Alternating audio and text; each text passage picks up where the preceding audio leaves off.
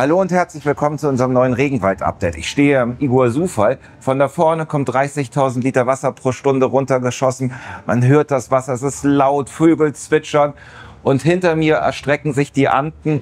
Bis da oben kommt Machu Picchu, dann geht es noch hoch bis auf fast 6.000 Meter. Und darunter Zehntausende Bäume mitten im Regenwald. So sieht's hier aus, zumindest bald. Drüben bei uns im Pilar geht's gerade heiß her. Der Endspurt hat begonnen und das seht ihr in dieser Folge. Es gibt verschiedene Bauplätze, zum Beispiel hier vorne, gar nicht so weit bei Manaus, ist so ein kleiner Wutzwerk im Regenwald, was sich, glaube ich, auch schon viele in den Kommentaren gewünscht haben. Und dann gibt's zu Ouro Preto ein Update, zu Marinke und zu den allerletzten Arbeiten, weil, wenn alles gut läuft, werden wir in 1 bis 2 Monaten alles in Container packen und dann kommt es hier nach Hamburg und dann seht ihr bald die Schönheit dieses Abschnitts.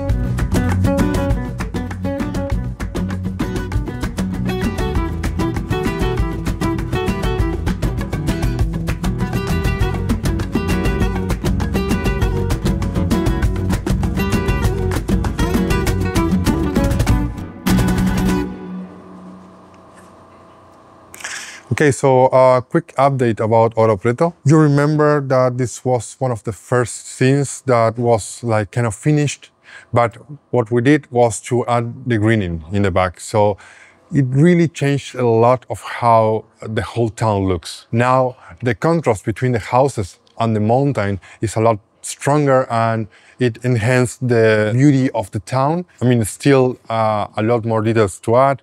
We still need to add some air wiring. We have to add lights. Of course, little scenes with figures and stuff. You can take a look here. We already modeled a little bit of the square, the central square with a tiny market. Much more of this is coming up. The rest of these final touches and work will be done in Hamburg. So we are really close to say this is the end of the Ouro Preto chapter here in Pilar.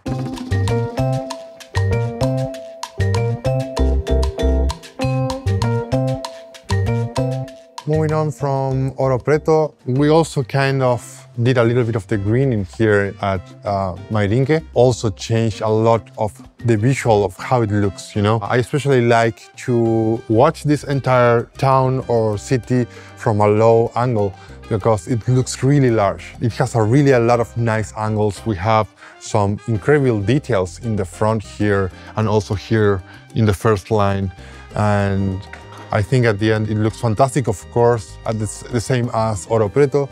We still need to add air wiring, street lights, scenes, detailed figures, but you can already tell that it's looking incredible. We will directly merge into the rainforest after Mairinque, and you will see that in a bit.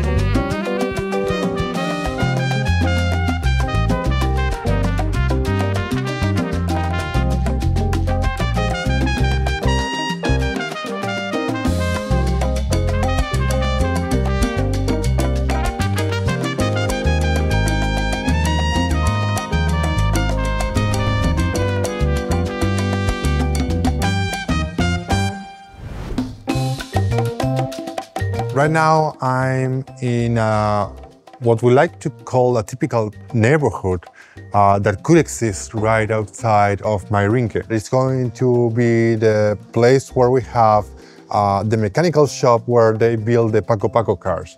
And these are the vehicles that are made out of shank. Do you remember when Axel was here? He was working on this, but we had nothing of the scenery. Now, of course, everything is prepared to have these Paco Paco cars running around this area. And also the mechanic shop where they build them, this will be done in Hamburg.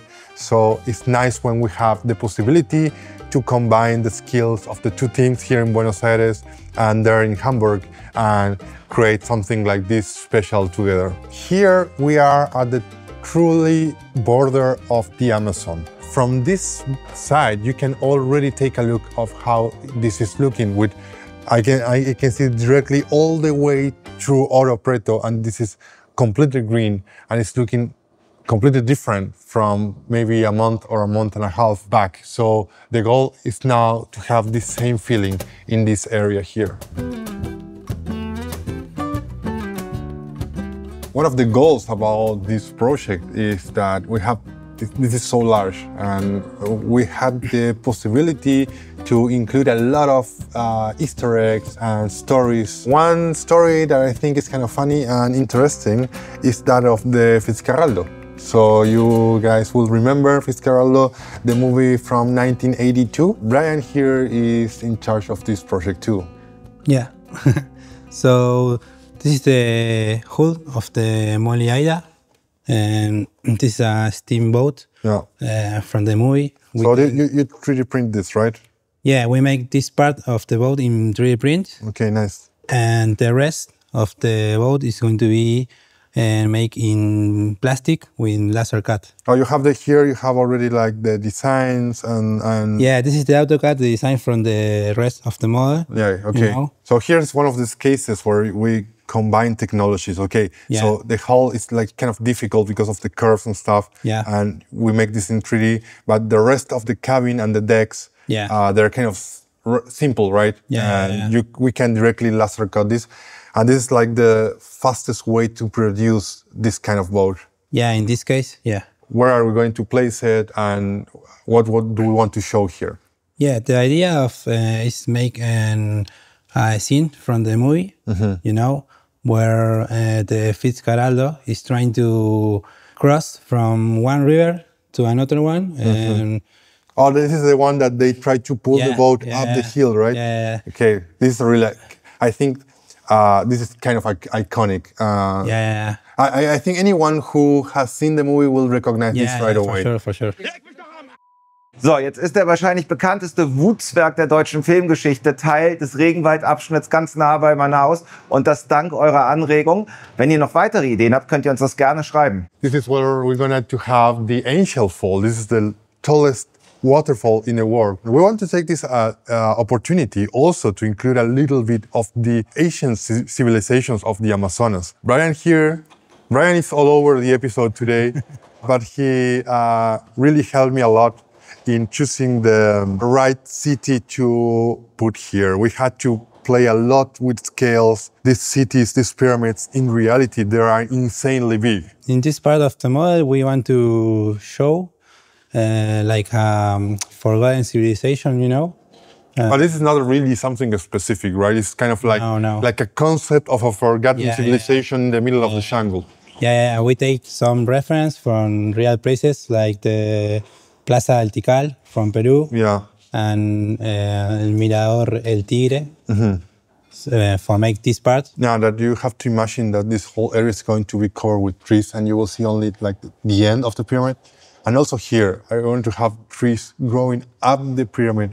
And I imagine that you will kind of see the ruins between the trees here. Yeah.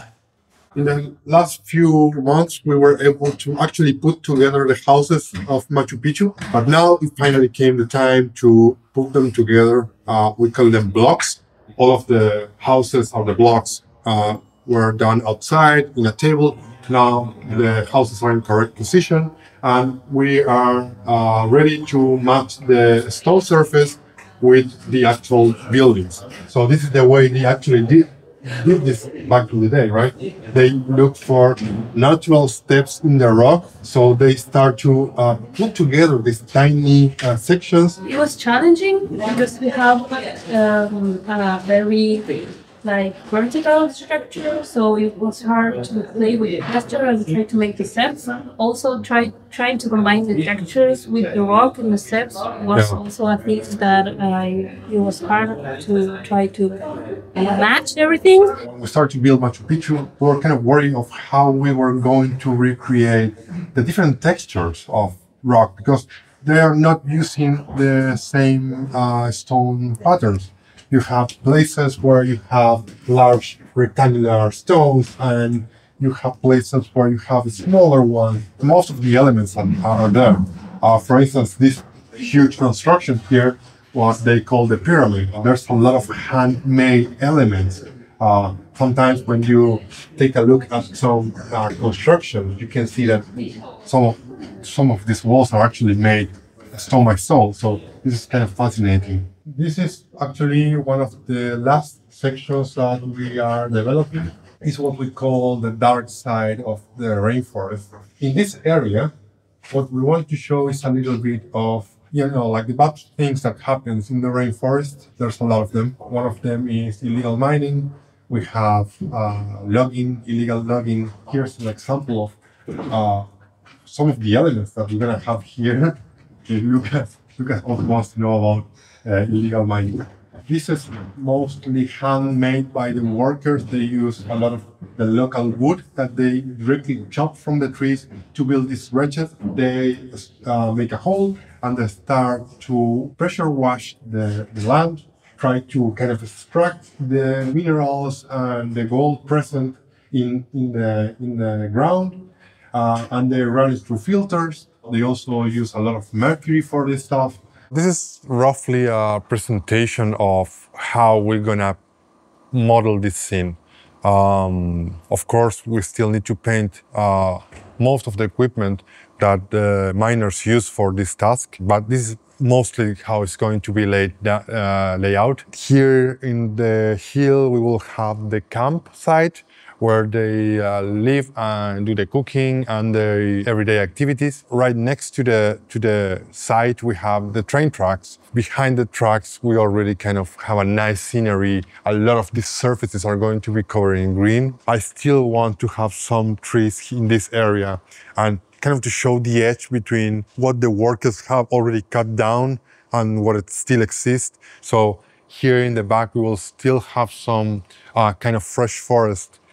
So you can kind of see how the original thing used to be before the miners get into this site. Hoffentlich freut ihr euch genauso sehr wie wir auf den Regenwald-Abschnitt. Es sind nur noch wenige Monate, bis es alles hier ist. Hoffentlich übersteht es den Transport über den Atlantik gut. Und dann könnt ihr euch auf einen der schönsten und eindrucksvollsten und naturgewaltigsten Abschnitte freuen, die wir je gebaut haben.